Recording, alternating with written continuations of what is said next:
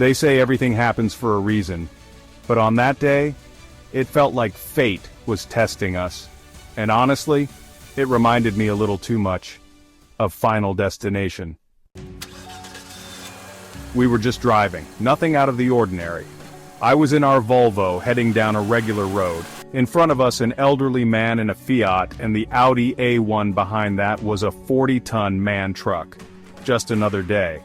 But what I didn't know was that about 200 meters ahead, something small, something seemingly kind, was about to set off a chain reaction. The sun was shining and the radio played softly in the background. The hum of the engine was almost soothing. I glanced at the speedometer, steady at 50 kilometers per hour. The trees on the side of the road blurred into a green haze. Everything seemed perfect, almost too perfect. Little did I know, the tranquility of this normal day was about to be shattered in an instant. A small object, barely noticeable, lay ahead on the road, waiting to change everything. An elderly man at a crossroad slows down to let someone out, a moment of generosity. You can't fault that, right? But that 1 second of kindness meant the car in front of him had to wait. Then we had to slow down. Then we had to stop. And the moment I put my foot on the brake, I looked in my rearview mirror. The car behind us was approaching fast, too fast. My heart raced. I knew we were in trouble. In that split second, everything changed.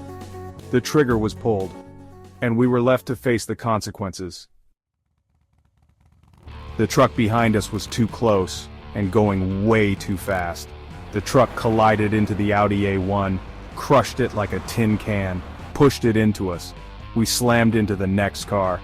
4 vehicles, 1 domino effect. It happened in seconds, but in my mind, it played out in slow motion. I remember the sound of metal crunching, glass shattering, and the feeling of being thrown forward. The airbags deployed, cushioning the impact, but the force was still immense. I could see the fear in the eyes of the other drivers, all of us caught in this terrifying chain reaction. Emergency services arrived quickly, but those moments felt like an eternity. The aftermath was a scene of chaos, with debris scattered everywhere and the smell of burning rubber in the air. It was a split-second decision that changed everything. Behind us, the Audi was destroyed, a young couple. No kids, just themselves. They were lucky to get out alive. We were pushed forward, into a car with a child in the back seat.